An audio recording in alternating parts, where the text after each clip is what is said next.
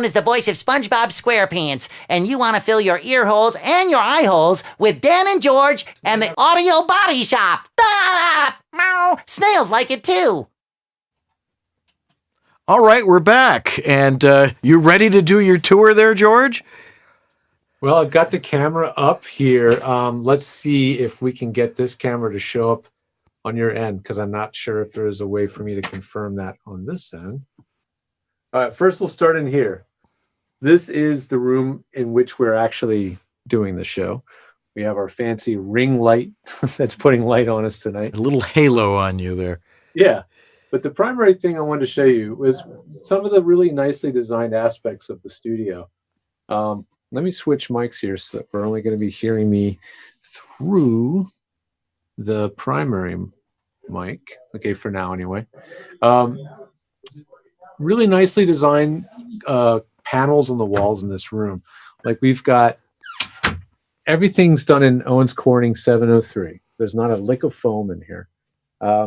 They're all offset off the wall. So actually behind the panel, you can't see, but the Owens Corning is offset. So it's out here from the wall. There's an air gap in behind.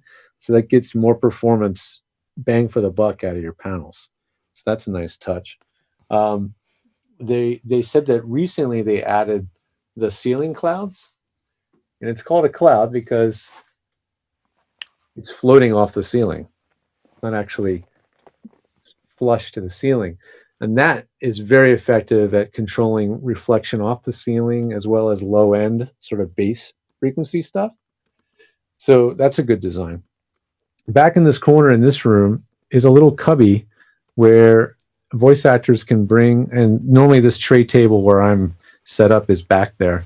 Voice actors can bring their own laptop and their own mic and have their own little kind of corner for them to do self-records. So they can use whatever they've got and they have a nice quiet space to record themselves, which I think is a really nice alternative service. There's a nice SM7B.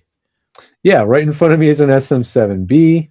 The mic we're using tonight is this 416.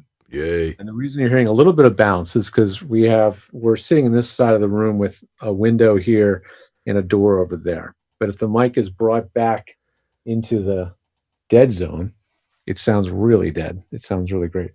Another cool thing, I'm going to switch to this mic. Awesome.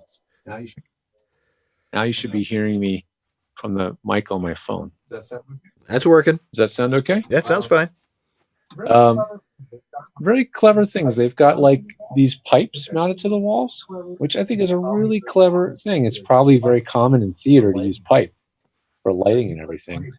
So he put pipe all over the place to mount all sorts of devices, like this mount that holds tablets is mounted on the pipe. The microphone rig over there that we're using, that's a Manfrotto, some kind of a Manfrotto arm that can be repositioned by just releasing the clamp and then retightening it again with just a click. Really cool. The copy stand also mounted to the pipe. So the only thing in this room that's cluttering it is really my fault, because I have, chairs and the tray in the middle of the room. But normally there's very few things to clutter the room on the floor because everything's mounted to the walls. Really cool. I love that. Really cool. All right, let's take a walk out of the large live room, go through the airlock,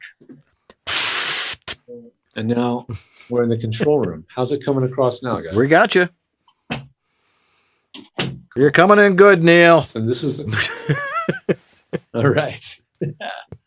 This is the control room, and they have let me take a look at that. It is the Focusrite. I think that's the 18i20, I believe. Yeah, that's what that is.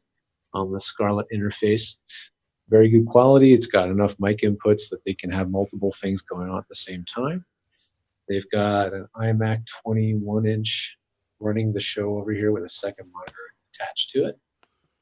And then we have the solo, or the small booth, where they've got, right now it looks like a Rode NT1A, Rode NT1A, and more of that clever rigging. So this is a really good example of how that rigging declutters your studio.